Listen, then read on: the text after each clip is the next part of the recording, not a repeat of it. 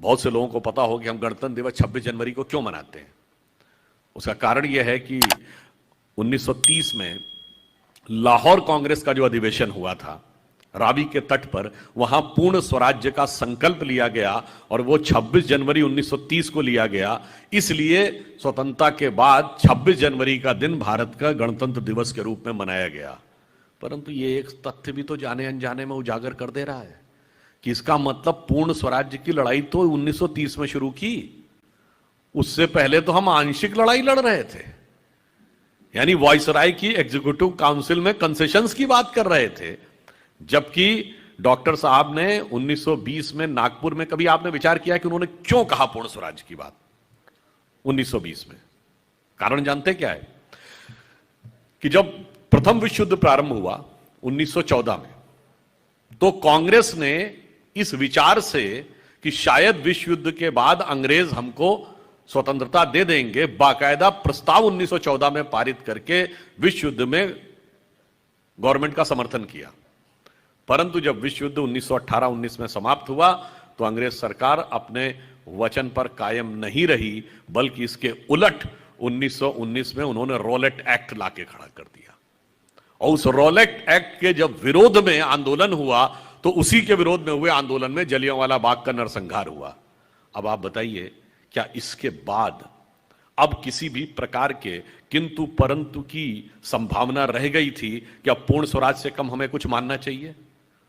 वह सरकार जिसके साथ आपने यह सोचकर कोई सहयोग किया था कांग्रेस पार्टी ने, उसने सीधे सीधे धोखा दे दिया, तो पूर्ण स्वराज के अलावा कोई विकल्प नहीं था। इस विचार, यह तर्क और यह आधार था जिसके लिए डॉक्टर साहब ने कहा अब पूर्ण स्वराज्य की बात होनी चाहिए। अब वो एक अलग बात है कि वो उस समय नहीं स्वीकार किया गया, वो 10 वर्ष के बाद जाके स्वीकार हुआ, परंतु यह दर्शाता है कि उनका यथार्थ एकदम सही था। और उसके बाद भी आप देखिए क्या हुआ, जितनी समय में हम समझौता करते चले गए, अंततः हर मौके के ऊपर 1922 में असहयोग आंदोलन रुक गया। उसके बाद क्या हुआ, 1927 में साइमन कमीशन आ गया। साइमन कमीशन ने क्या कहा कि हम द्वैतवादी शासन प्रणाली लाएंगे, हम आपको रिप्रेजेंटेशन देंगे, नहीं दिया। फिर 30-31 में राउंड टेबल कॉन्फ्रेंस हुई इरविन के साथ। तो जब अंततः जाके ये रियलाइज करने में 10 साल लग गए, जो 10 वर्ष पूर्व डॉक्टर साहब ने कहा था यदि बात मान ली गई होती तो शायद हमारी स्वतंत्रता द्वितीय विश्व युद्ध से पहले ही हो जाती। अब एक बात आप और भी सोचिए, जिस कालखंड में वो जेल से बाहर निकले 1922 में, उस समय 1910 और 20 के दशक के भारत को याद करिए।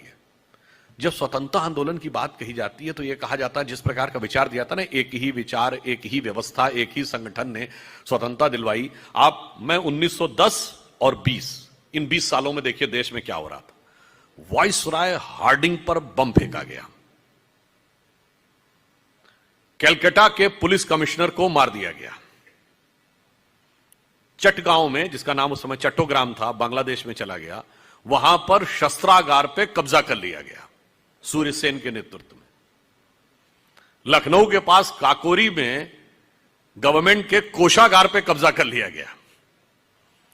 दिल्ली में असेंबली में बम फेंक दिया गया।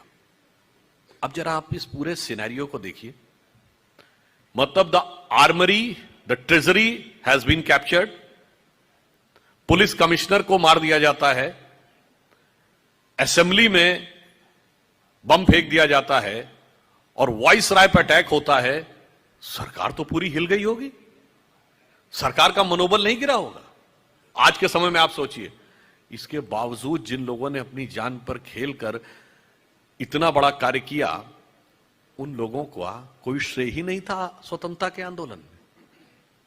इतना ही नहीं, उनको क्या कहा गया कि साहब वो एक्सट्रीमिस्ट थे, वो अतिवादी थे, वो रिवोल्यूशनरी टेररिस्ट थे, यह शब्द प्रयोग किया गया उनके लिए।